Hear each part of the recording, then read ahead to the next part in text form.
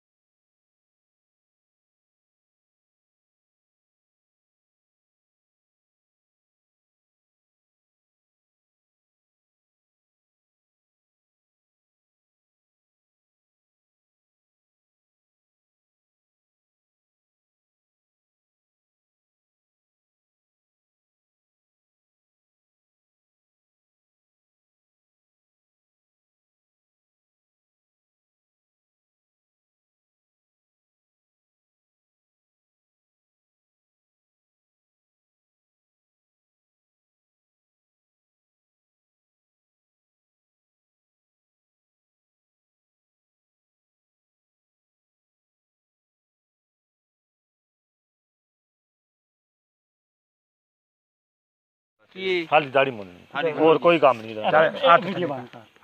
light Bali video किने बनाई है लाइट बाली नहीं जद गल करी सही करनी सही दाढ़ी मुन्नो सु दाढ़ी मुन्ना मुन्ने दा बिल्ला दाढ़ी मुन्नो यार लाइट बाल ना हां बाली ऐ ते करो के वीडियो नहीं मोची पूरी नहीं जलानी दो पूरियां लानियां ने दो पूरियां लानी अद्धी एक भी नहीं लानी अद्धी एक भी नहीं लानी चल ठीक बड़े भी बनवाए ने सब आ देखो ऐ जो सब आरी चल यार आख पे पहली बाम एक मिनट आख पे लो दाढ़ी भैन ये कम होने कते के टेंड तेरी राय जी नहीं मैं परवटा नहीं लाना बिल्कुल दाढ़ी बस ऐसे रख कितना का नस्ता इधर रख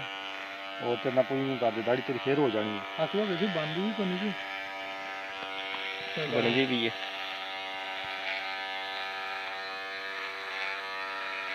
मुछन काट सुना सिद्धियां यार मैं खिलाने ने टोंड बना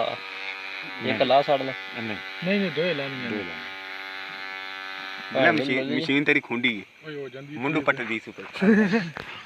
हैं जाती कर दी बाली बड़े खादे री दाढ़ी में कलमा में तू तक लान बराबर कर बस ठीक है नहीं नहीं सही नहीं सही थी नहीं हां बड़ो में सही दा नहीं लाभ गया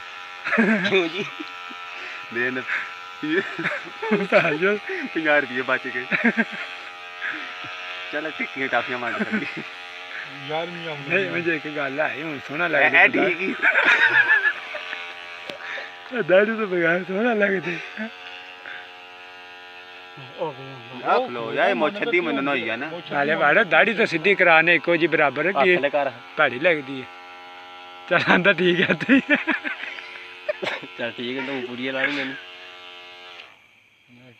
ठीक है तो थोड़ी यहां कटिंग कर दे तू नहीं रहने अच्छा